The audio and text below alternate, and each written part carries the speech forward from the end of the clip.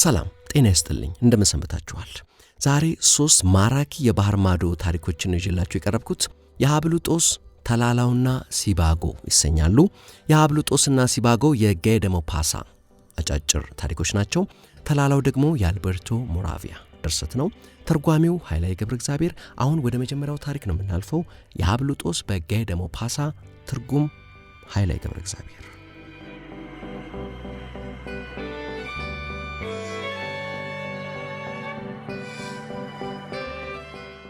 ቆንጆች ከሚባሉ ሴቶች ውስጥ የምትካተት ነበረች።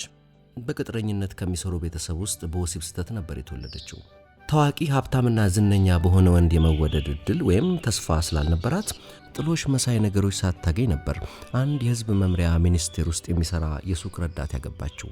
ምንም ጌጥ ያልነበራት ዋና ዕጣ ፈንታዋን የተነጠቀች የምትመስል አሳዛኝ ፍጥረት ነበረች። ምንም ንብረትና ደና ዘር ማንዘር የሌላቸው ሴቶች እንደ ገንዘብ ምንጭና እንደ ቤተሰብ የሚጠቀሙት ውበታቸውን፣ ለዛቸውንና ደምግባታቸውን ነው። አብሯቸው የተወለደ ቅጥነታቸው፣ ተፈጥሯዊ ሸጋነታቸው፣ የመንፈስ ቅልጥፍናቸው ብቸኛ ሀብቶቻቸው ናቸው። እነዚህ ከሌሎች ትልቅ ቤተሰብ ሴቶች ጋር እኩል እንዲመስሉ የሚያደርጓቸው ናቸው። ቅንጦትና ምቾት በምናቧ እያጣጣመች ያለማቋረጥ ትሰቃያለች። የጎጆዋ ደሳሳነት፣ የግድግዳው መጎሳቆል፣ የመቀመጫዎቹ ማርጀትና የጨርቆቹ ቡትቶነት ከፊቷ ተደቅነው እየተረባረቡ ያሰቃዩታል።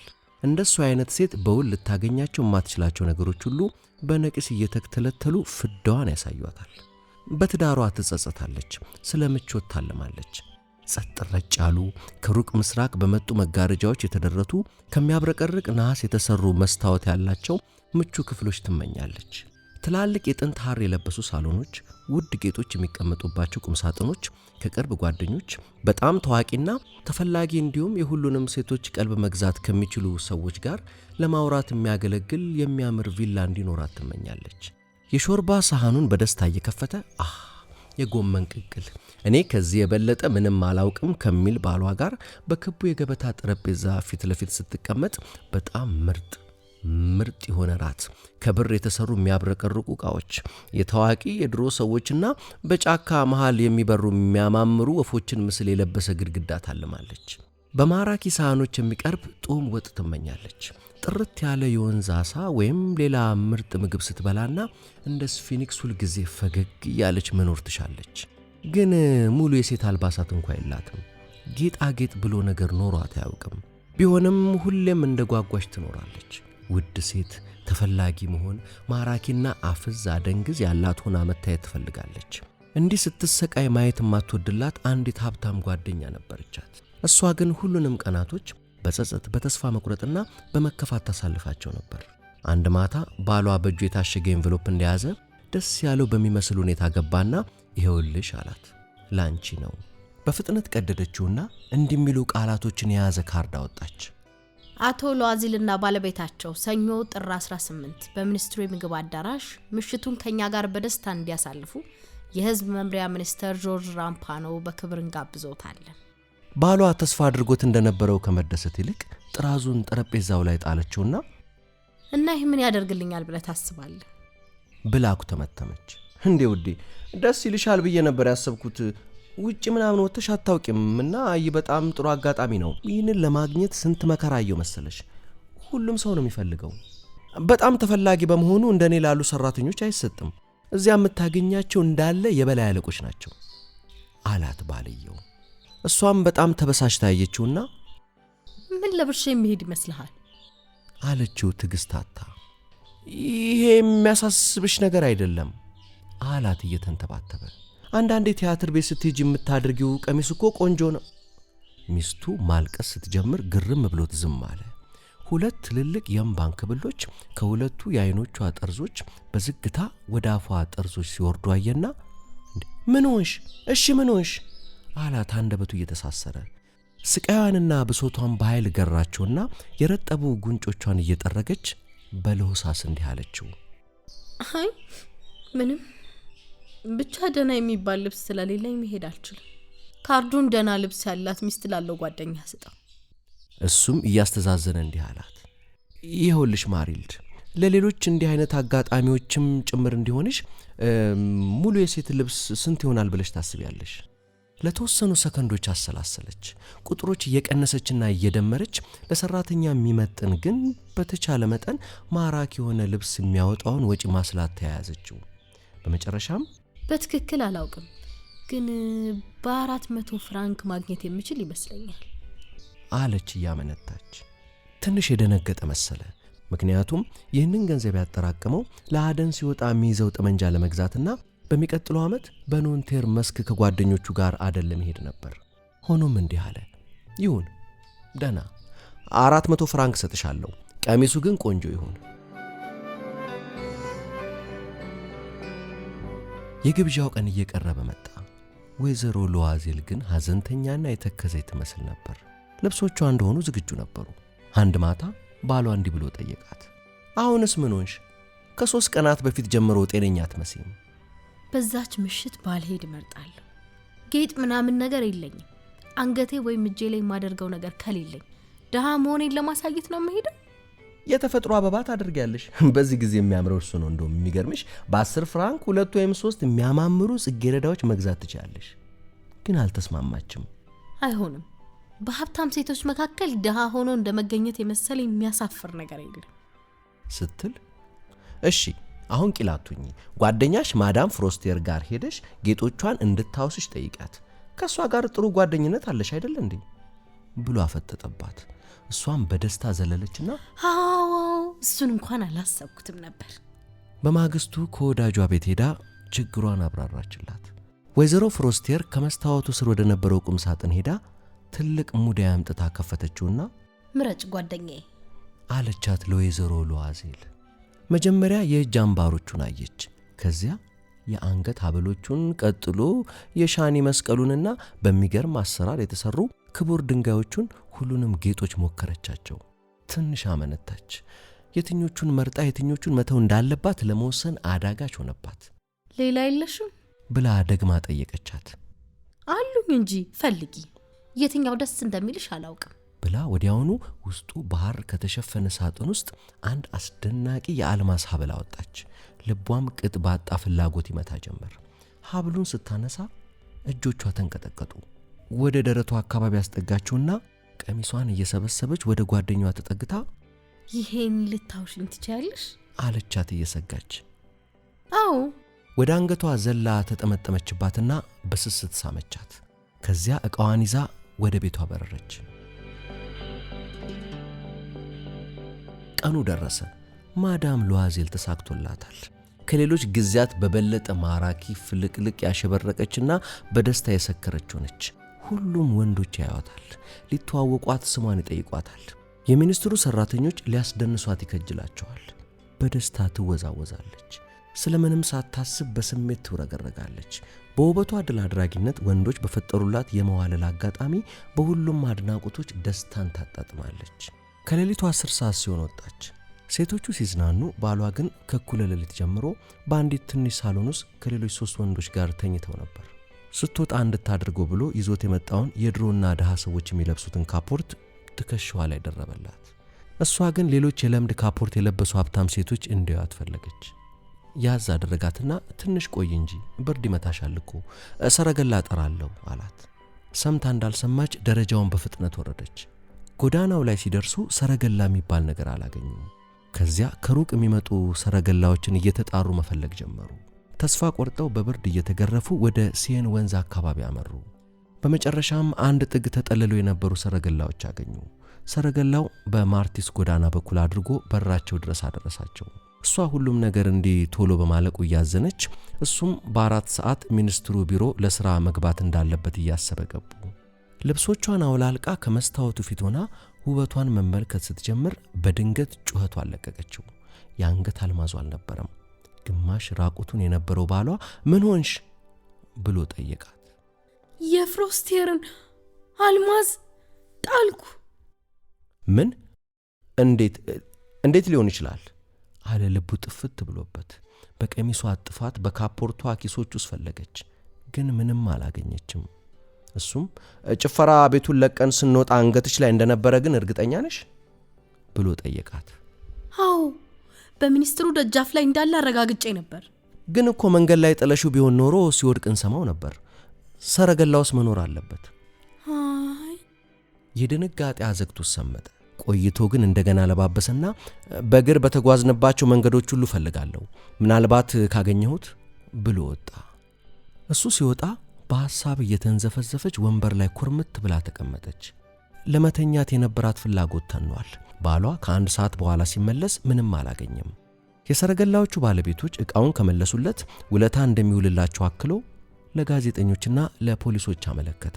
በተመሳሳይ አስጨናቂና አሰቃቂ ድባብ ውስጥ ሆነው ቀኑን ሙሉ ቢጠብቁም ምንም ሊገኝ አልተቻለም።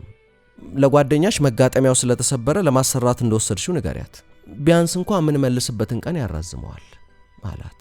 እሷም ያንን አደረገች። በሳምንቱ መጀመሪያ አካባቢ ተስፋቸው ተሟጠጠ። የ5 ዓመት ዕድሜ ጨመረ የሚመስለው አቶ ለዋዚል እንዲህ አለ፣ ይህንን ጌጥ በሌላ መተካት ያስፈልጋል። በማግስቱም ሙዳዩን ይዘው በውስጡ ተጽፎ ወደ ነበረው ጌጣጌጥ ሰሪ ሄዱ። እመቤቴ እኔ ሙዳዩን እንጂ አልማዙን አልሰራሁትም አላቸው። እናም እሱን የሚመስል ሌላ ለማግኘት ከአንድ ጌጣጌጥ መደብር ወደ ሌላው እየተዘዋወሩ የሚያውቋቸውን ሰዎች እያማከሩ ሁለቱም በመከፋትና በጭንቀት ፈለጉ። በመጨረሻም በሮያል ፓሌ በሚገኝ የአልማዝ ሱቅ ውስጥ የሚፈልጉትን የሚመስል ጌጥ አገኙ። ዋጋው 40 ሺህ ነበር፣ ግን በስንት ክርክር በ36,000 ለመውሰድ ተስማሙ። እናም ደግሞ እስከ ቀጣዮቹ 3 ቀናት ድረስ እንዳይሸጠው ለምነው ትሽ አሰኙት። ለዋዜል አባቱ የተውለት 18,000 ፍራንክ ነበረው። የቀረውን ከሰው ተበደረ። 1,000 ፍራንክ ካንዱ፣ 500 ፍራንክ ከሌላው፣ ከዚያም እያጠያየቀ ተበደረ።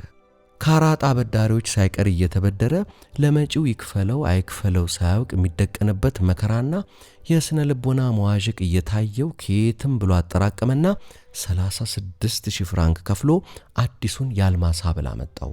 ማዳም ለዋዜል የአልማዝ ሐብሉን ስትመልስላት የተቀየመች መስላ እንዲህ አለቻት፣ ቀደም ብለሽ መመለስ ነበረብሽ፣ ፈልጌው ነበር። ማቲልድ ጠርጥራው እንደነበረው ሙዳዩን አልከፈተችውም። እንደ ተቀየረ ብትገነዘብ ኖሮ ምን ትል ነበር?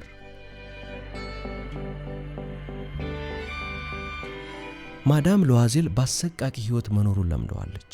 ድርሻዋን በጀግንነት ትወጣለች። አስደንጋጩ ዕዳዋን መክፈል ነበረባት። በእርግጥም ከፈለችው። ሰራተኛቸውን አሰናብተው መኖሪያ ቤትም ቀየሩ። ቆጥ የሚመስል ቤት ተከራዩ። ከባድ የጉልበት ሥራ መስራት ለመደች። የወጥ ቤቶችን መጥፎ ሽታዎችንም ተላመደች። ሳህን ታጥባለች። ጽጌረዳ በሚመስሉ ጥፍሮቿ ወፋፍራም የሸክላ ዕቃዎችን ትፍቃለች። የድስቶች ዝቃጭ ትጎረጉራለች። የቆሸሸ ጨርቅ ታጸዳለች።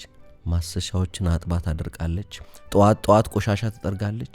ውሃ ተሸክማ ስትወጣ ተንፈስ ለማለት ደረጃዎች ላይ ትቆማለች። እንደ ማንኛውም ሴት ለብሳ አትክልትና ፍራፍሬ መደብር፣ ከስጋ ሻጭ ወይም ከዳቦ ቤት ስትሄድ ቤሳቤስቲን ሳይቀር እየተከራከረች ገንዘብ ታጠራቅማለች። በየወሩ ዕዳውን መክፈል ወይም ጊዜውን ለማራዘም በሌላ ማሳደስ ያስፈልግ ነበር። ባልየውም ምሽት የአንድ ነጋዴ ሂሳብ ተቆጣጣሪ ሆኖ ይሰራል። ማታም በ1 ሳንቲም 5 ገጽ እያስከፈለ ጽሑፍ ይገለብጣል። እንደዚህ ያሉ 10 ዓመታት አሳለፉ። በ10 ዓመታቸው ዕዳውን ሙሉ በሙሉ ከፍለው ጨረሱ። ማዳም ለዋዜል ያረጀች መሰለች። አሁን ጠንካራ ሴት ሆናለች። የድሆችን ከባድ ሥራዎችም ተከናበታለች። ጸጉሯ እንደተንጨባረረ ከጉርድ ቀሚሷ ጋር ቀያይ እጆቿን እያወናጨፈች ጮክ ብላ ትናገራለች። በብዙ ውሃ ወለል ታጸዳለች። አንዳንዴ ባሏ ወደ ቢሮ ሲሄድ ከመስኮት አጠገብ ትቀመጥና ቆንጆና ደስተኛ የነበረችበትን በጭፈራ ቤቱ የተወረገረገችበትን ያችን ምሽት ታስታውሳለች። ያች ጌጥ ባጠፋባት አሁን ምን ትሆን ነበር? ማን ያውቃል? ሕይወት እስስት እንደመሆኗ እሷም ትቀየር ነበር። ለጥፋቱን ለመዳን ትንሽ ነገር አይደለም የሚያስፈልገው?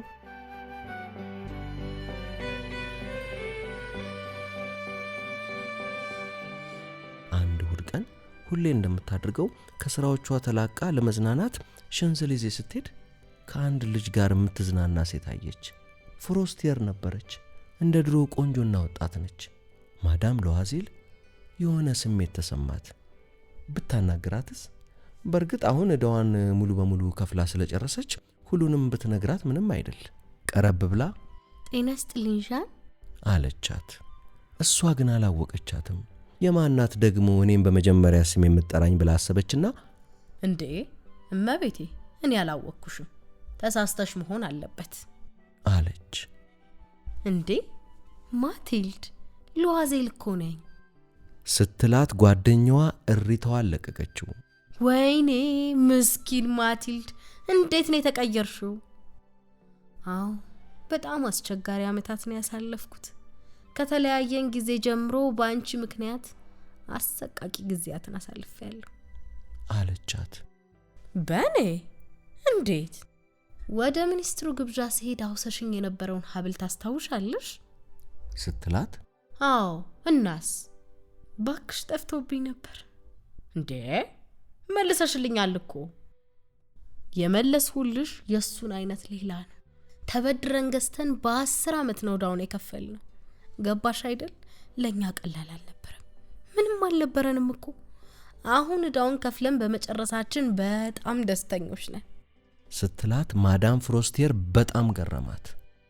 የኔን ለመተካት ሌላ የአልማዝ ሀብል ገዛሁ ነው የምትይ? አለች። አዎ አንቺ ልብ አላልሽም ነበር አይደል? በጣም ተመሳሳይ ነበር አለች ማቲልድ በየዋህነት እየሳቀች። ማዳም ፍሮስቲየር በስሜት ተውጣ 2 እጆቿን ያዘቻትና ወይኔ ምስኪን ማቲልድ የኔ እኮ ከ500 ፍራንክ በላይ የማያወጣ አርቲፊሻል ነበር አለች።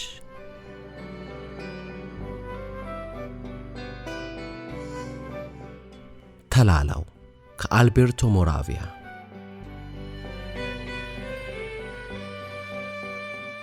ሰዎች ስለ ማንነታቸው ብዙም አያውቁም።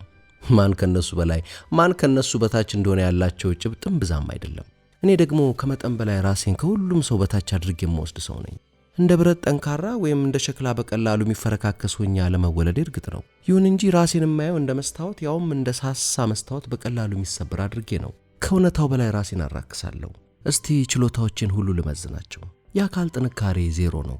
አጭር ልፍስፍስና ሸፋፋ ነኝ። እጆቼና እግሮቼ ሸምበቆ ይመስላሉ። ሸረሪትን ነው የምመስለው ብል በጣም አጋነንከው አትበሉኝ። ብልህነቴን በተመለከተ ከምንም ትንሽ ከፍ ያለ ነው። በዚህም ምክንያት ከዕቃ ጣቢነት በዘለለ እዚያ ሆቴል ውስጥ ወዳሉት ሌሎች መዓት የሥራ አይነቶች የእድገት መሻሻል አሳይቼ አላውቅም። መልክ ካየን ደግሞ ከማንም በታች ነኝ። ጠባብና ቢጫ አይነት ፊት፣ ወጥ ቀለም የሌላቸው አይኖችና ጭምልቅልቅ ያለ የቆዳ ቀለም ነበረኝ። አፍንጫዬ ከኔ 2 እጥፍ የተለቀ ፊት ላለው ሰው የተሰራ ሊመስል ምንም አልቀረውም። ትልቅና ረጅም ሆኖ ወደ ታች በማዘግዘግ ጫፉ ላይ ደግሞ ፊቱን ቀና ያደረገ እንሽላሊት ይመስላል። እንደ ወኔ ቀልጣፋነት፣ ለዛና ተወዳጅነት የመሳሰሉት ክህሎቶችማ ባይነሱ ይመረጣል። እነዚህን ሁሉ ከተገነዘብኩኝ በኋላ ከሴቶች ጋር ላለመቀራረብ ዘወትር ጥንቃቄ አበዛለሁ። የሆነ ጊዜ አንዷን የሆቴሉን ሰራተኛ ለመቅረብ ሞክሬ አንተ ተላላ ብላ ልኬን ነግራኛለች። እናም ምንም ዋጋ የሌለኝ መሆኔንና ያለኝ ብቸኛና የተሻለ አማራጭ ጥግ ላይ ቀጥ ብዬ ስራዬን መስራትና ከማንም ጋር አለመነካካት መሆኑን ለራሴ በደንብ አሳምኘዋለሁ። ሁሌ ከሰዓት ከምሰራበት ሮማ ሆቴል አጠገብ በሚገኘው መንገድ የሚያልፍ ማንኛውም ሰው በተከፈቱ መስኮቶች በኩል የሚወጣ ተከታታይ እርጥበታማ ጠረን ሊሰነፍጠው ይችላል። አይኖቹ ደብዘዝ ያለውን አየር በስተው ማለፍ ከቻሉ ደግሞ እስከ ጣራው ድረስ የተቆለለ የሳህን ክምችት ጠረጴዛ ላይና ከእብነበረድ በተሰራው ማጠቢያ ሳህን ላይ ተከምረው ለማየት አይቸገርም። ያ ቦታ እንግዲህ የኔ መገኛ ነው። እንዳልታይና ከሰው ጋር እንዳልገናኝ መጋረጃ የሆነኝ የራሴ ዓለም ነው ያ ነገር። እጣ ፈንታ ግን እንዴት የሚገርም ክስተት ነው! ከጠበቅኳቸው ሁሉም ነገሮች የመጨረሻ ነው ብዬ የማስቀምጠው እዛች ጠባብ ኩሽና ውስጥ ሆኜ የሆነ ሰው ድንገት መጥቶ በሾህ መካከል ተደብቃ እንደነበረች የምታመር አበባ ቀጥፎ ይወስደኛል የሚል እሳቤ ነበር። ግን ያልጠበቅኩት ነገር ሲሆን ለማየት ታደልኩ። ኢዳ ነበረች ይህንን የማይታለመውን እሳቤ እውን ያደረገችው። ኢዳ ጁዲታ በወሊድ ምክንያት ስትለቅ በቦታዋ የተተካች ልጅ ነበረች። እኔ ከወንዶች ሁሉ የመጨረሻ ተላላ እንደሆንኩ ኢዳም ለሴቶች እንደዛው ነበረች። ልክ እንደኔ አጭር፣ ጠማማ፣ ኮስማናና ምንም ትኩረት የማይሰጣት ነች። ሆኖም አርፋ መቀመጥ የማያስችላት፣ ለነገሮች ጥልቅ ስሜት የማታሳይና ደስታ የምታበዛ ናት። ሁለታችንም ተመሳሳይ ሳህኖችና ተመሳሳይ ቅባት ያጥለቀለቀ ውሃ ፊት ስለምንቆም ቶሎ ወዳጆች ለመሆን በቃን። ቅርበታችን በየደረጃው እየጠነከረ ስለመጣ አንድ የሰንበት ዕለት ወደ ሲኒማ ቤት እንሄድ ዘንድ ጠየቀችኝ። መጀመሪያ ጥያቄዋን ተቀብዬ ጋበዝኳት ለአክብሮት ያክል እንጂ ስሜቷን በመረዳት አልነበረም። ነገር ግን በጨለማው ሲኒማ ቤት ውስጥ ሳለን 5 ጣቶቿን ከኔዎቹ ጋር አቆላልፋ እጄን ስታሻሽ ግርም ተፈጠረብኝ። በስህተት መሆን አለበት ብዬ ራሴን ነፃ ለማድረግ ስሞክር ግን አርፌ እንድቀመጥ ጆሮዬ ላይ አንሾካሾከችልኝ። መቼስ እጅ ለእጅ በመያያዝ የሚፈጠር ነገር የለም ብዬ በማሰብ ጸጥ አልኩ። ከሲኒማ ቤቱ ስንወጣ በሆቴሉ ሥራ ከጀመረችበት ቀን ጀምሮ ስትመለከተኝ እንደነበረች ገለጸችልኝ። ከዚያች ቀን ጀምሮ ስለ እኔ ከማሰላሰል ውጪ ምንም ማድረግ እንዳልቻለች ተናዘዘችልኝ። እናም ያለ እኔ መኖር እንደማትችል አምና ትንሽም ቢሆን እንደወዳት ተስፋ አድርጋለች።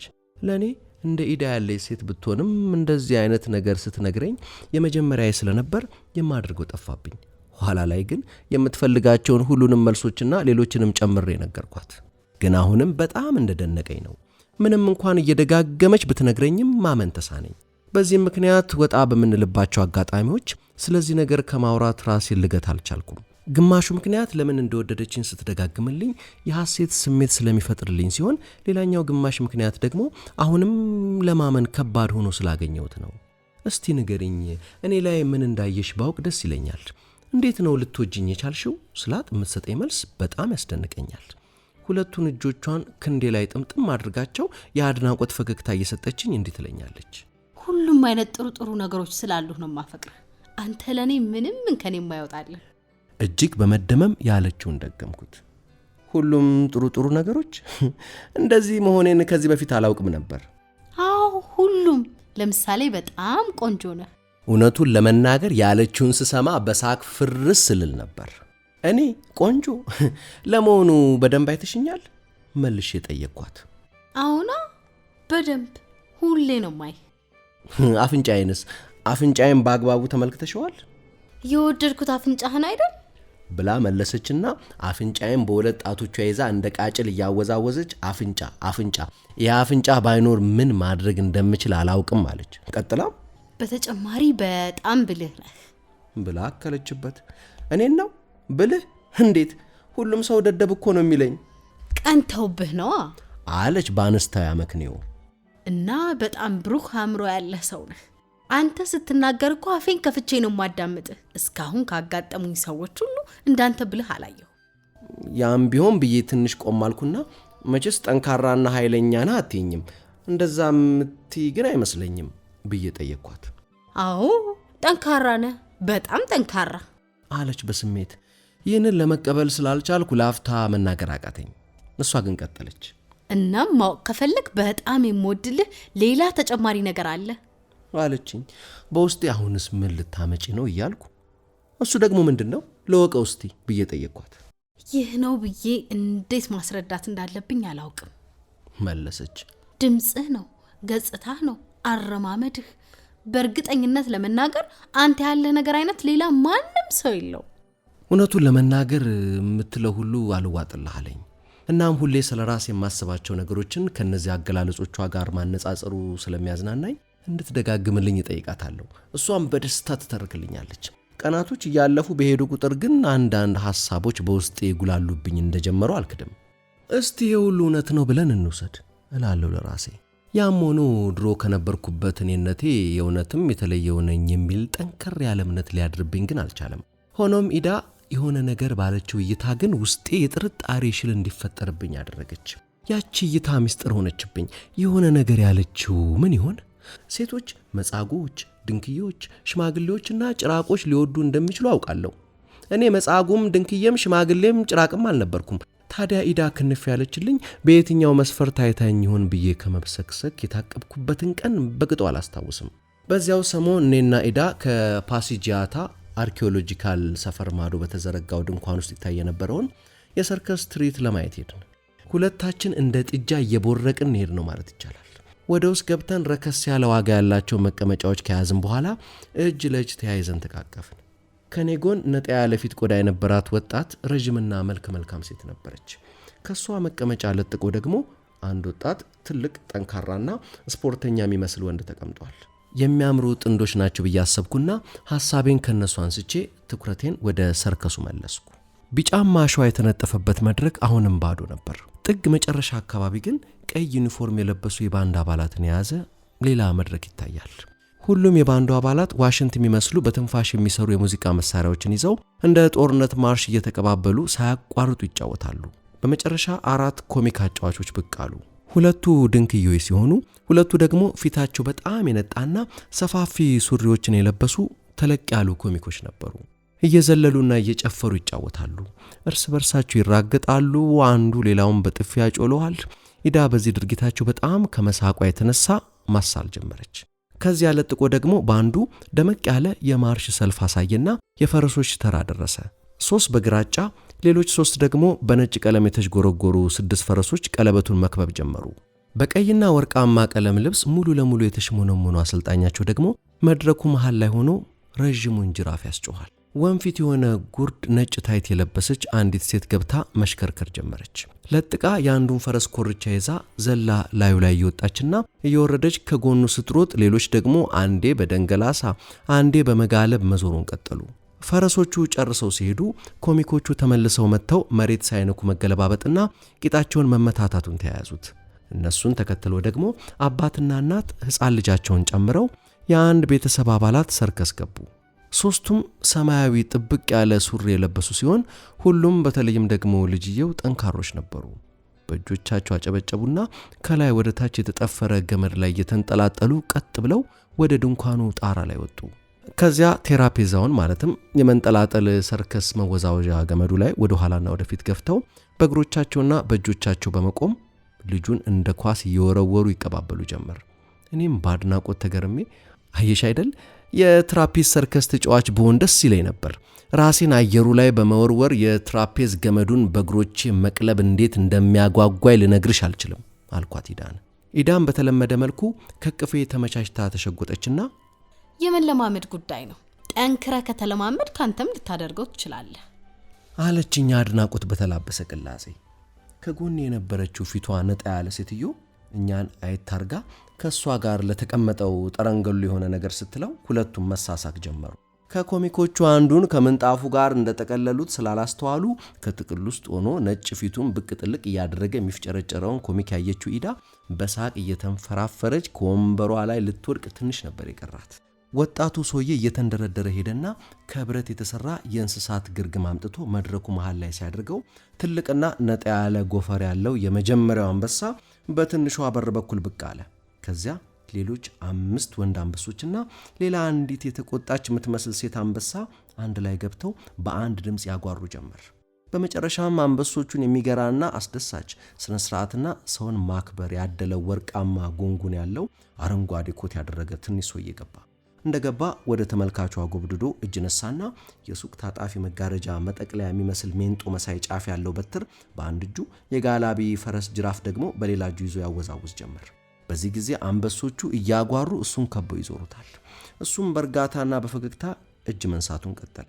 በመጨረሻም ወደ አንበሶቹ ዞሮ በሜንጦ ጀርባቸውን ደንቆል እያደረገ ከመድረኩ ጀርባ በመደዳ ወደ ተደረደሩት ትናንሽ በርጩማዎች ላይ በየተራ እንዲወጡ አደረጋቸው።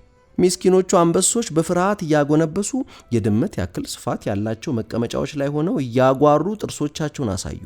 3ቱ ወይም 2ቱ አሰልጣኛቸው ባጠገባቸው ሲያልፍ በመዳፋቸው ሊቧጭሩት ሲሉ በአንድ እግሩ ተሽከርክሮ አመለጣቸው።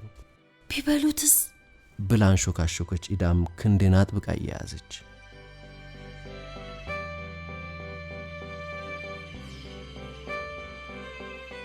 የታምቡር ሩምታ ከተሰማ በኋላ አሰልጣኙ ከሁሉም ይበልጥ ያረጀና የተኛ መስሎ ወደሚያጓራው አንበሳ ጋር ሄደና የአንበሳውን አፍ ከፍቶ ለ3 ጊዜ ጭንቅላቱን አፍ ውስጥ ሲያስገባና ሲያወጣ እንደ ተአምር ተመለከተ ነው።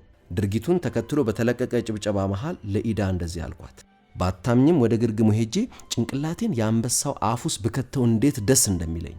እንደዛ የማድረግ ችሎታ እንዳለ አውቃለሁ አለች በአድናቆት ክንዴን እየተንተራሰች። በእነዚህ ቃላት ምክንያት ወጣቷ ሴትዮና ከሷ ጋር የነበረው ወጠምሻ እኛን ለይተው እያዩ በሳቅ ፈነዱ። በእኛ እየሳቁ እንደሆነ ስናውቅ ችላ ብለን ማለፍ አልቻልንም። ኢዳ ተቆጥታ በእኛ እየሳቁ እኮ ነው፣ ምን አይነት ስዶች መሆናቸውን ለምን አትነግራቸው ብላ አጉረመረመች።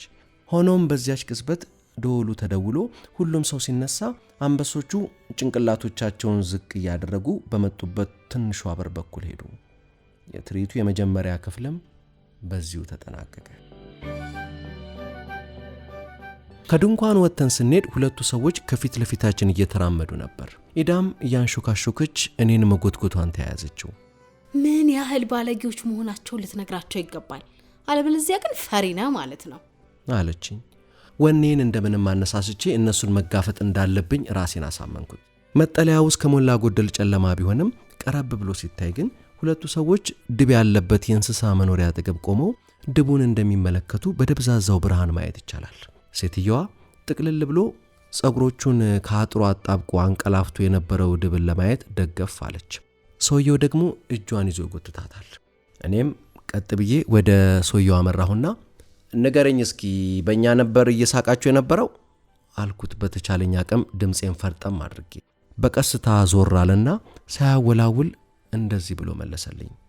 አይ በሬ ለመሆን ሲያስመስል የነበረው እንቁራሪት ላይ ነበር ስንስቅ የነበረው። እንቁራሪት? እኔን ነው? ስላንተ የሚነገረው እውነት ከሆነ ተቀበለው። ኢዳ እጆቿን ክንዴ ላይ አኑራ እየገፋችኝ ነበር። እኔም ድምፄን ከፍ አድርጌ መለስኩለት። አንተስ ምን እንደሆንክ ልንገርህ። ምንም የእውቀት ፍርፋሪ የሌለ ቀፋፊ ሰው ነህ። አሃ እና እንቁራሪቷ መጮህ ጀመረች ማለት ነው አይደል? አለ ቱግ ብሎ። በዚህ ንግግሩ ሴትየዋ መገልፈት ስትጀምር ኢዳ ደግሞ እንደ ፉኝት ያፏጨች በጥላቻ አንባረቀችባት። ምንም የሚያስገለፍጥ ነገር አይደለም። ከመሳቅ ይልቅ ከባሌ ጋር መተሻሸት አይገባሽም ነበር። አልታይም ብለሽ ነው አይደል ያንን ሁሉ ሰዓት የባሌን ክንድ ስትታከኪ የነበረው? ሴትየዋ ከኔ ጋር መተሻሸቷ ምንም ስላልታወቀኝ ገረመኝ። ካጠገቤ ተቀምጣ ስለነበር ግን አንዴ ወይም ሁለቴ በክርኗ ነካ አድርጋኝ ይሆናል። እሷም ክብርን በሚነካ አገላለጽ መለሰች። ሴትዮ አብደሻል እንዴ? እኔ እብድ አይደለሁም። ከባሌ ጋር ስትተሻሺ በአይኔ በብረቱ አይችሻለሁ። እንደ ባልሽ አይነቱ ሞኝ ተላላ እንዴት ሊማርከኝ ይችላል ብለሽ ታስቢያለሽ? አለች ከፍተኛ ንቀት በተሞላበት አነጋገር። መተሻሸት ብፈልግ እንኳን የምመርጠው እውነተኛ ወንድን ነው። ይኸው እውነተኛ ወንድ አለልሽ እዚህ ብላ የአንድ የአሳማ ስጋ አራጅ ስጋውን ለደንበኞቹ ሲያሳያቸው እንደሚያደርገው አይነት የጓደኛዋን ክንድ ጨበጠችና ቀጠለች። ከዚህ ክንድ ጋር ነው ብተሻሽ የምረካው። ጡንቻዎቹን ያቸው እስቲ ጥንካሬውን ተመልከቺ። ሰውየውም በተራ ወደ እኔ መጣና ሊያስፈራራ ሞከረ። በቃ እናንተ ከዚህ ሂዱ፣ ለእናንተም የሚበጀው ይሄ ነው። ማን ያለው አልኩ በብስጭት ከሱ ጋር እኩል ለመሆን በእግሮቼ ጣቶች ከፍ ብዬ። ከዛ በኋላ የሆነው ነገር በህይወቴ እስካለው ድረስ ማረሳው ነው። መጀመሪያ እኔ ላልኩት ነገር ምንም መልስ አልሰጠም። ሆኖም በድንገት ያዘኝና እንደ ላባ ወደ ላይ ወስዶ አንሳፈፈኝ። ቅድም እንዳልኩት ከብረት ግርግሙ ጀርባ በሰንበሌጥ የተጎዘጎዘ የለመዱ እንስሳት የሚቆዩበት ቦታ ነበር። እዛ ቦታ ደግሞ አባት፣ እናትና በመጠኑ አነስ ያለ ፈረስን የሚያክል ትንሽ ዝሆን የሚገኙባቸው የዝሆኖች ቤተሰብ ነበሩ። እነዚህ ምስኪን ፍጥረታት ጨለም ካለው ጥግ ጆሮቻቸውንና ኩምቢዎቻቸውን ዘንበል አድርገው ትላልቅ ቂጦቻቸውን አጠጋግተው ቆመዋል። የወጠምሻ ሰውዬ አንስቶ የወረወረኝም ትንሹ ዝሆን ጀርባ ላይ ነበር። አውሬው ወደ ሰርከሱ ክብ የሚሄድበት ሰዓት ደርሷል ብሎ አስቦ ነው መሰል በጀርባው አዝሎኝ በግርግሙ ጠባብ መተላለፊያ በደንገላ ሳይጋልብ ጀመር። ሰዎቹ በሁሉም አቅጣጫ ይዋከባሉ። ኢዳም ካጥሩ አጠገብ ከኋላ ሆና ትጮኻለች። እኔም እግሮቼን ግራና ቀኝ አንጠልጥዬ በትንሿ ዝሆን ጀልባ ላይ ከተፈናጠጥኩና ባይሳካልኝም ጆሮዎቹን ይዤ ስታገል ከቆየ በኋላ የጠባቡ መተላለፊያ መዳረሻ ላይ ስንደርስ ተንሸራትቼ ወደቅኩ። በጭንቅላቴ የኋላው ክፍል ነበር መሬቱ ላይ ተፈጠፈጥኩት። ራሴን ስለሳትኩ ከዚያ በኋላ ምን እንደተፈጠረ አላስታውስም። መጀመሪያ እኔ ላልኩት ነገር ምንም መልስ አልሰጠም። ሆኖም በድንገት ያዘኝና እንደ ላባ ወደ ላይ አንሳፈፈኝ። ቅድም እንዳልኩት ከብረት ግርግሙ ጀርባ በሰንበሌጥ የተጎዘጎዘ የለመዱ እንስሳት የሚቆዩበት ቦታ ነበር። እዛ ቦታ ደግሞ አባት፣ እናትና በመጠኑ አነስ ያለ ፈረስን የሚያክል ትንሽ ዝሆን የሚገኙበት የዝሆኖች ቤተሰብ ነበሩ። እነዚህ ምስኪን ፍጥረታት ጨለም ካለው ጥግ ጆሮቻቸውንና ኩምቢዎቻቸውን ዘንበል አድርገው ትላልቅ ቂጦቻቸውን አጠጋግተው ቆመዋል። አውሬው ወደ ሰርከሱ ክብ የሚሄድበት ሰዓት ደርሷል ብሎ አስቦ ነው መሰል በጀርባው አዝሎኝ በግርግሙ ጠባብ መተላለፊያ በደንገላ ሳይጋልብ ጀመር። ሰዎቹ በሁሉም አቅጣጫ ይዋከባሉ። ኢዳም ካጥሩ አጠገብ ከኋላ ሆና ትጮኻለች። እኔም እግሮቼን ግራና ቀኝ አንጠላጥዬ በትንሹ ዝሆን ጀርባ ላይ ከተፈናጠጥኩና ባይሳካልኝም ጆሮዎቹን ይዤ ስታገል ከቆየው በኋላ የጠባቡ መተላለፊያ መዳረሻ ላይ ስንደርስ ተንሸራትቼ ወደቅኩኝ። በጭንቅላቴ የኋላው ክፍል ነበር መሬቱ ላይ ተፈጠፈጥኩት። ራሴን ስለሳትኩ ከዚያ በኋላ ምን እንደተፈጠረ አላስታውስም። ስነቃ ራሴን ያገኘሁት የመጀመሪያ እርዳታ ማቆያ ውስጥ ኢዳ እጄን ይዛ ካጠገቤ ተቀምጣ ስታሻሸኝ ነበር። ትንሽ ከቆየም በኋላ ስለተሻለኝ የትርኢቱን ሁለተኛ ክፍል ሳናይ ወደ ቤት አመራን። በቀጣዩ ቀን ኢዳን መውቀስ ጀመርኩ። ያንቺ ጥፋት ነው፣ አንቺ ነሽ እንደዚህ አይነት ሐሳቦች ጭንቅላቴ ውስጥ እንዲፈጠሩ ያደረግሽው። ያልሆንኩትን ነህ እያልሽኝ። ያቺ ሴትዮ ሙሉ በሙሉ ልክ ነበረች። ምን አንድ የማይረባ ተላላ እንጂ ሌላ አይደለሁም። በጣም ድንቅ ነበርኩ አለች። እሷ ደግሞ እጄን ይዛ ትኩር ብላ እያየችኝ። ፈርቶ ስለነበርኩ ነው ዝሆን ላይ ያደረገ።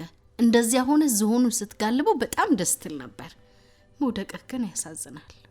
እናማ ምንም የሚደረግ ነገር አልነበረም። ለሷ አንድ ነገር ነበርኩ፣ ለሌሎች ሰዎች ደግሞ ሌላ። ግን ሴቶች ፍቅር የሚይዛቸው ምን አይተው እንደሆነ ማወቅ የሚቻል ይመስላችኋል? ግን እንጃ።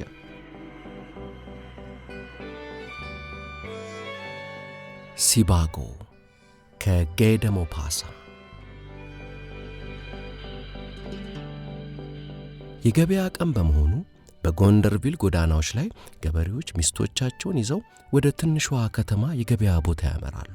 ወንዶቹ በእርጋታ እያንዳንዱን እንቅስቃሴ በረዣዥም እግሮቻቸው እየለኩ በሚመስል ሁኔታ እየተራመዱ በከባድ የገጠር ሥራዎች የተጎሳቆለ ሰውነታቸውን እየጎተቱ ወደፊት ይተለተላሉ።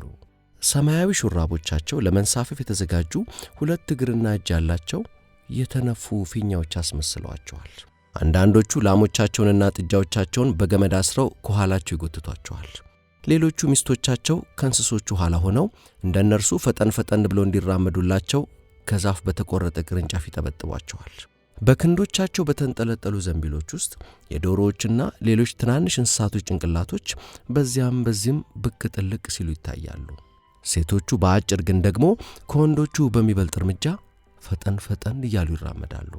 ቀጥ ባለው ቀጫጭን ገላቸው ላይ ካለው ጸጉራቸው ላይ ባረፉ ነጫጭ ጨርቆች ተሸፍነው አንድ ላይ ፈጠን እያሉ ሲራመዱ የሚታየው ጭንቅላታቸው የማርሽ ባንድ መቼዎችን አስመስሏቸዋል። አንድ ሰረገላ በፈረሶች እየተጎተተ አለፈ። በሰረገላ ውስጥ ጎን ለጎን የተቀመጡና በእንቅስቃሴው ምክንያት ወዲያ ወዲህ የሚሉ ሁለት ወንዶችና ሰረገላው በመንገዱ ምክንያት በዘለለ ቁጥር እንዳትወድቅ በእጆቿ የሰረገላውን አካል አጥብቃ የያዘች አንዲት አሮጊት ነበሩ። በጎንደርቪል ጎዳናዎች ውስጥ የሰዎችና የእንስሳቶች ድብልቅ የሆነ መጨናነቅ ይታያል። ከጭንቅንቁ ትንሽ ራቅ ብሎ የበሬዎች ስብስብና ከእንስሳት ጸጉር የተሰሩ ባርኔጣዎቻቸው ከፍ ብለው የሚታዩ ሀብታም ገበሬዎች ነበሩ። የሰዎቹ ድምፃቸውና ሁካታቸው ተደማምሮ በአካባቢው የማያቋርጥ ጫጫታ እንዲፈጠር ምክንያት ሆኗል። በጫጫታው መሃል አልፎ አልፎ የገበሬዎቹ ረዥም ሳቅ ወይም ከቤት ከግድግዳ ጋር የታሰረች ላም የማላዘን ረዥም ድምፅ ይሰማል። በአካባቢው የላብ፣ የወተት፣ የበት፣ የገጠሬው ወዝና የእንስሳት ሽታው ተደባልቆ ትንፋሽ ያሳጣል። በዚያው ጎዳና ጌታ ሆሽክሮን ደብሬቴ ወደ ጎንደርቪል ሲመጣ ታየ።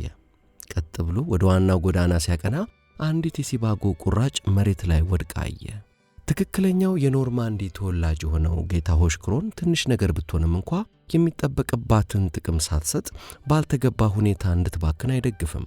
ማንኛውም ነገር ቢሆን ጥቅም አይታጣበትምና መሰብሰብ ይበጃል ብሎ ያምናል። የጀርባ ህመም ስላለበት እየተቸገረ አጎንብሶ የወደቀችውን ትንሿን የገመድ ቁራጭ አነሳት። ቀጥሎ በጥንቃቄ ተቀለላት ጀመር። በዚህ ቅጽበት ጫማ አዳሹ ጌታ ማለንዴን በሩ አጠገብ ሆኖ እየተመለከተ መሆኑን ተገነዘበ። ከጌታ ማለንዴን ጋር አይዋደዱም። አንድ ቀን ሁለቱም በሆነ ነገር ከተከራከሩ በኋላ እንደተጣሉ ቀሩ። እርስ በርሳቸው ይቅር ለመባባል አልበቁም። ጌታ ሆሽክሮን ከአቧራ ውስጥ የሲባጎ ቁራጭ ሲያነሳ በጠላቱ በመታየቱ በኀፍረት ሟሸሸ። ያገኘውን በፍጥነት ከሱሪው ኪስ ውስጥ ከቶ ዕቃ ጠፍቶበት ሊያገኘው እንዳልቻለ መስሎ መሬት ላይ መፈለጉን ቀጠለ። ከዚያ ራሱን ወደፊት አቅንቶ በጀርባው ህመም ምክንያት እያጎነበሰ ወደ ገበያው አቅጣጫ ሄደ። በመጨረሻም ዋጋን በተመለከተ የሚከራከሩ ገበያተኞች መሃል ገብቶ ተሰወረ። ገበሬዎቹ የላሞቹን ሆድ እየታከኩ ይሄዳሉ፣ ይመለሳሉ። እንዳይጭበረበሩ በመፍራት እያመነቱ ለመወሰን እየተቸገሩ መጀመሪያ የሻጩን አይን፣ ቀጥለው ደግሞ እንስሶቹን በጥንቃቄ ይመለከታሉ። ሴቶቹም ትላልቅ ዘንቢሎቻቸውን በእግሮቻቸው መሃል አስቀምጠው እግሮቻቸውን በገመድ የተጠፈሩና ፍርሃት የነገሰባቸው ዶሮቻቸውን አውጥተው መሬት ላይ ያስቀምጧቸዋል። አንዲት ሴት ገዢው ያለውን አድምጣ እንደማትቀንስለት በአጽንኦት ትናገራለች። ቢወተውታትም እንኳ ፊቷን ቅጭም አርጋ ድርቅ ትላለች። ደንበኛው ቀስ እያለ መሄድ ሲጀምር ግን ዋጋውን ለመቀነስ ተወስንና እሺ ይሁን ጌታዋንቱ ንውሰዱት መሰጦታለሁ ትለዋለች። ቀስ በቀስ የገበያው ቦታ ባዶ እየሆነ ሄደ። የእኩለ ቀን ደወል ሲሰማ ከሩቅ የመጡ ሰዎች በሆቴሎቹ ስለመመገብ ወደሚያውቋቸው ዘንድ መግባት ጀመሩ። በጅረዴን ቤት የሚገኝ ምግብ አዳራሽ ከአፍ እስከ ገደፉ በበላተኞች ጢም ብሎ ሞልቷል። ግቢው በተለያዩ የሰረገላ አይነቶች ተሞልቶ አዳራሹም የቆሸሹ እጆቻቸውን በሚታጠቡና አፍንጫቸውን ወደ መሬት ቀስረው አንዱ ከሌላው ኋላ ወረፋ በያዙ ገበያተኞች ተጨናንቋል። በጠረጴዛ ከተቀመጡት በላተኞች ፊት ለፊት በተንጣለለው ሰፊ ግቢ ውስጥ በሚገኘው ምድጃ ፊት ለተሰለፉ ሰዎች የተቀቀለ ስጋ ይሰጣቸዋል። 3 የዶሮና የበሬ ስጋ የተጫነባቸው ሹል ጫፍ ያላቸው የብረት መቆንጠጫዎች ወደ ምድጃው ሲደረጉ የሚወጣው ደስ የሚልና የሚያውድ ሽታ እየተከተለተለ ወደ በላተኞቹ አፍንጫ ሰርጎ መግባት ስለጀመረ ሁሉም ሰው በመደሰት የመብላት ፍላጎቱ በኃይለኛው ተቀሰቀሰ። ሁሉም ሀብታም ባላገሮች ከጌታ ጀረዴን ሆቴል ነው የሚበሉት። የሆቴሉ ባለቤት ጸጉር ቆራጭ የነበረና ደህና ገንዘብ ያለው ስስታም ሰው ነው። ሳህኖቹ ወዲያ ወዲህ ይተላለፋሉ። ከደቂቃዎች በፊት ምግብ ይዘው የነበሩ ሳህኖች እንደ መጠጥ ጠርሙሶች ባዶ ሆነው ይመለሳሉ። ሁሉም ስለ ውሎ ያወራል። ስለ ሸጠው ስለ ገዛው ነገር ይተርካል። የሰብል ወሬዎች ይወራሉ። ወቅቱ ለፍራፍሬ ጥሩ ቢሆንም ብዙ ዝናብ ይዘንብ ስለነበር ለስንዴ አመች አልነበረም። ድንገት ከቤቱ ፊት ለፊት በሚገኝ ጎዳና በኩል የማሳሰቢያ ከበሮ ድምፅ ተሰማ። ሁሉም ሰው በአንድ ብድግ አለና አፉን በጉርሻ እንዳሳበጠ ሳህኑን በእጁ እንደያዘ በነቂስ መውጣት ጀመረ። ከበሮ መቼም መጫወቱን ሲጨርስ በእያንዳንዶቹ ቃላት መሃል ቆም እያለ እንዲህ አለ። ለጎደርቪል ነዋሪዎችና ገበሬዎች ለነበራችሁ ሰዎች በሙሉ ዛሬ ጠዋት በ3ና በ4 ሰዓት መካከል ባለቤትነቱ የጌታ ሁልበሬክ ደማንቪል የሆነ ከጥቁር ቆዳ የተሠራ በውስጡ 500 ፍራንክና ሌሎች አስፈላጊ ወረቀቶችን የያዘ የኪስ ቦርሳ በበዘርቪል ጎዳና ጠፍቷል። ስለዚህ የኪስ ቦርሳውን ያገኘና አሁኑኑ ወደ ከንቲባው ጽሕፈት ቤት ወደ ጌታ ፎርቱኔ ማንቪል ያመጣ የ20 ፍራንክ ሽልማት እንደሚያገኝ እናሳውቃለን ብሎ ሄደ። ከዚያም ከይታ ጠፋ። ጥቂት ቆይቶ እየደከመ ሄደ የከበሮና የሰውየው ተመሳሳይ ድምፅ ከሩቅ ተሰማ። ሰዎች ስለ ጉዳዩ ማውራት ጀመሩ። የጌታ ሁልብሬክ ደማንቪል ዋሌትን ያገኘው ማን ይሆን እየተባባለ መገመቱን ተያያዘው። መብላቱም እንዲሁ ቀጠለ። ትንሽ ቆይቶ የጸጥታ አስከባሪ ፖሊስ ወደ በሩ ብቅ ሲል አብዛኛው ሰው ቡና መጠጣቱን ጨርሶ ነበር። ጌታ ሆሽክሮን ደብሬቴ እዚህ ይኖራል ብሎ ጠየቀ። ከወዲያኛው በኩል በነበረ ጠረጴዛ ላይ የተቀመጠ ሰው አዎ አለሁ ብሎ መለሰ። ጸጥታ አስከባሪውም ጌታ ሆሽክሮን እባክዎን ቅር የማይለው ከሆነ ወደ ማዘጋጃ ቤቱ ከኔ ጋር ቢመጡ ከንቲባው ሊያናግሩ ይፈልጋል አለው። ባላገሩ ሰውዬ በድንጋጤ ክው አለ። እየተጨነቀ የቀረችውን ጭላጭ ባንዴ ፉት አደረገና ተነሳ። ጠዋት የተራመደው መንገድ በጣም አድካሚና ከባድ ስለነበረ ከጠዋቱ በከፋ ሁኔታውን ጎብጧል። እሺ አለሁ መጣሁ ይኸው እያለ ጸጥታ አስከባሪውን መከተል ጀመረ። ከንቲባው ቢሮ ውስጥ ቁጭ ብሎ ሲጠብቀው ነበር። በተባባሪነቱ የሚታወቅ ወፍራምና የአካባቢው የሕግ ሰው ነበር። ጌታ ሆሽክሮን አለው፣ ዛሬ ጠዋት በቢዘቪል ጎዳና ላይ የሁልብሬክ ደማንቪልን የጠፋ ዋሌት ሲያነሱ ታይተዋል ሲለው ባላገሩ ደንግጦ ከንቲባውን ተመለከተው። ምክንያቱን ያላወቀው ፍርሃትም ጉብ ሲልበት ተሰማው። እኔ ነኝ ዋሌቱን ያነሳሁት ብሎ ተንተባተበ። አዎ እርሶ ራሱ። እንዴ እኔ ምልሎታለሁ፣ እንኳን ላነሳ ቀርቶ ጭራሽ አላየሁትም። ሰው እኮ አይቶታል። የማን ሰው ነው እኔን ያየኝ? ጫማ አዳሹ አቶ ማለንዴን ሲለው ሽማግሌው ሁሉንም ነገር አስታወሰ። ጌታ ሆሽክሮን ፊቱ በንዴት በርበሬ መስሎ ሰነፍ፣ እሱ ነው አይቼዋለሁ ያለው? ይህችን ትንሽ ሲባጎ ሳነሳ አይቶኝ እኮ ነው እንዲህ አለው። ይህቺ ሲባጎ እኮ ነች የወሎ የተከበሩ ከንቲባ ብሎ ኪሱም በረበረና ትንሽ የገመድ ቁራጭ አወጣ። ከንቲባው ያመነው አይመስልም። ጭንቅላቱን ነቀነቀበትና ሊያሳምኑኝ አይችሉም ጌታ ሆሽክሮን፣ አቶ ማለንዴን ትልቅ ሰው ነው። ይህችን ሲባጎና ዋሌት መለየት አያቅተውም አለው። ባላገሩ ተበሳጭቶ እጆቹን አነሳና እውነቱን ለመናገርም ቀረብ ብሎ ኧረ በእግዚአብሔር ስም እየተናገርኩ ያለሁት እውነት ነው፣ ይመኑኝ፣ በእግዚአብሔር ስም እምልሎታለሁ። ከንቲባው እንዲህ ሲል አከለበት። ሳንቲሞች ወይም ገንዘብ ሲፈልጉ እንደነበሩም ታይተዋል ሲለው ሰውየው በንዴትና በፍርሃት ትንፋሽ አጣ። እንዴት እኔ በዚህ ነገር እወነጀላለሁ? አንድ ጀግና ታማኝ ሰው በሐሰተኛ መረጃዎች መወንጀሉ ጥሩ ነውን? እንዴት አለ። ጮኸ፣ አወራ፣ በኃይል ተናገረ። ነገር ግን ማንም አላመነውም። አቶ ማለንዴን እንዲመጣ ተደርጎ መጀመሪያ ያለውን ደገመው። ለ1 ሰዓት ያክል ሲጨቃጨቁ ቆዩ። ጌታ ሆሽክሮን ኪሱ እንዲፈተሽ ጠየቀ። በጠየቀው መሠረትም ተፈተሸ። ምንም አልተገኘበትም። ከንቲባውም ለሌላ ጥያቄና ትእዛዞች ከተጠራ በተባለው ሰዓት እንዲመጣ ነግሮት እያመነታ በመጨረሻ እንዲሄድ ፈቀደለት። ወሬው በከተማዋ ሙሉ ተዳረሰ። ሽማግሌው ከከተማው አስተዳደር ቢሮ ሲወጣ በሰዎች ተከበበ። አንዳንድ ደፋር ሰዎች እየሳቁ ጥያቄዎችን ይጠይቁታል። ሲመልስላቸው መልሰው በሳቅ ይንከተከታሉ። እሱም እየደጋገመ የሲባጎን ታሪክ ይተርክላቸዋል። ግን ማንም ያመነው አልነበረም። ይስቁበታል፣ ይሳለቁበታል። እየተመለሰ ያለ ጓደኞቹን ወይም ሌሎች ሰዎችን አስቁሞ ይተርክላቸዋል። እየተናገረው ያለው ሁሉ እውነት መሆኑን ይምላል፣ ይገዘታል። ምንም እንዳልወሰደ ለማሳየት ኪሱን እየገለበጠ ያሳያቸዋል። እናም በጣም ይበሳጫል። የወባ በሽታ እንዳለበት ሰው በንዴት መንቀጥቀጥ ጀምሯል። ሰው ሁሉ ስላላመነው ተከፋ፣ አዘነ። ይሁን እንጂ ታሪኩን ሁሌ ከመዘርዘር ውጪ ሌላ ማድረግ የሚችለው ነገር አልነበረም። ቀኑ መምሸት ጀመረ። ወደ ቤት የመሄጃው ሰዓት ደረሰ።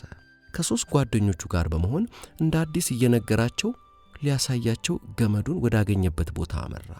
ማታም ሐቁን ለብሪዮቴ ነዋሪዎች ለማስረዳት ሲዞር አመሸ። ለማያምኑትም ጭምር እያስተዛዘነ ከመተረክ ውጪ ሌላ የሚያደርገው ነገር አልነበረውም። ሌሊት ሲያመው አደረ።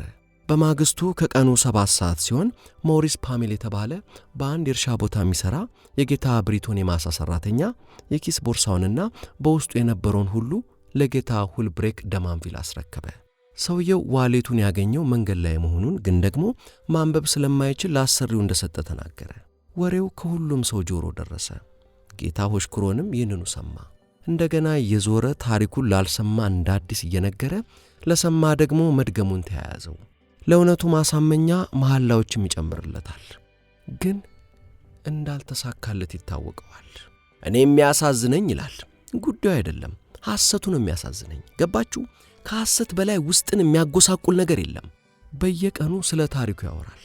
ለመንገደኞች፣ ለተላላፊዎች፣ ቡና ቤት ውስጥ ቁጭ ብለው ቡና ለሚጠጡ፣ በሚቀጥለው እሁድም ከቤተ ክርስቲያን ለሚወጡ ምዕመናን ያወራላቸዋል። የማያውቁትንና የማያውቃቸውን ሰዎች ጭምር እያስቆመ እንዲሰሙት ያደርጋል። ቆይቶ ዝምተኛ እየሆነ መጣ። በውል ለይቶ የማያውቀው የሆነ ስሜት ውስጡን ሲረብሸው ይሰማው ጀመር። ሰዎች እየሰሙ ይስቃሉ። ማንም ያመነው አይመስለውም። እሱ ሲሄድ ከጀርባው ሆነው በሐሜት የሚቦጭቁት መስሎ ይሰማዋል። በቀጣዩ ሳምንት ሰኞ ወደ ጎደርቪል ገበያ ሄደ። ታሪኩን ለማውራት ተነሳስቶ ንጹሕነቱን ለማረጋገጥና ለማሳመን ተገፋፍቶ ከቤቱ ወጣ። ማለንዴን በአንድ ቤት በር ቆሞ ሆሽክሮንን ሲያልፍ ሲያየው መሳቅ ጀመረ። ግን ለምን? ለአንድ የኪራቶ ገበሬ ታሪኩን ሲያወራለት ሳያስጨርሰው ሂድ እባክህ ውሸታም ሽማግሌ ብሎ ጥሎት ሄደ። ግን ለምን ውሸታም ብሎ ይሰድበዋል? ምሳውን ለመብላት በአንድ ምግብ ቤት ውስጥ ሲቀመጥም እንደ ልማዱ መለፍለፉን ጀመረ።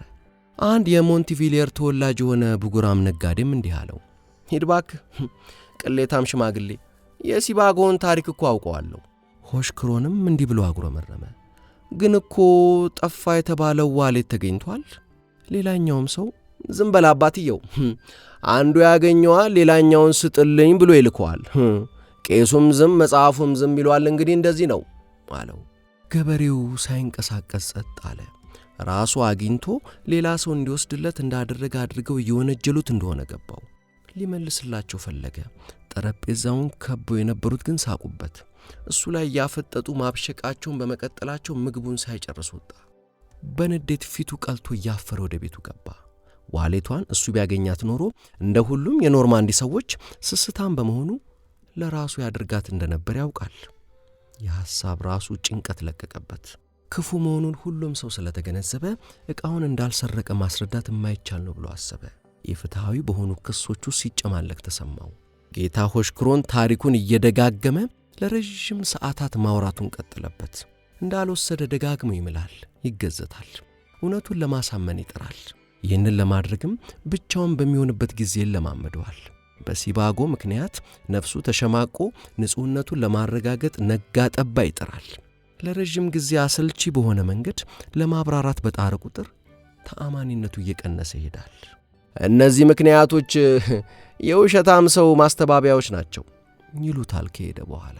ከጊዜ ወደ ጊዜ ፋይዳ የማያመጣ ከንቱ ጥረት እየሆነበት በሄደ ቁጥር ራሱ ሲባጎ እየመሰለ መጣ። ከቀን ወደ ቀንም እየከሳ ሄደ። ቀልደኞች ስለ ሲባጎ ጉዳይ እንዲተርክላቸው ይጠይቁታል ለአሽሙር፣ በዚያም ይዝናኑበታል። የሠራውን ጀብዱ እንደሚተርክ ወታደር በስሜት ሲተርክላቸው ይስቃሉ። መንፈሱ ተረብሾ በሽተኛ ሆነ። በኅዳር ወር መጨረሻ አካባቢ ያልጋ ቁራኛ ሆነ። ከቀናት በኋላ ሞተ። ከመሞቱ በፊት አንዲት ትንሽ ሲባጎ ይኸው ይህች እኮ ናት ክቡር ከንቲባ፣ ትንሽ ሲባጎ እያለ ይለፈልፍ ነበር።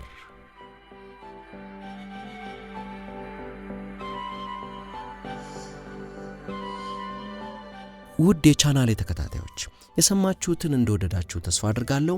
ይህን የሰማችሁትን ወይም ወደ ቻናሌ ጎራ ብላችሁ የወደዳችኋቸውን ለወዳጆቻችሁ ማጋራቱን አትርሱ። ሰላም።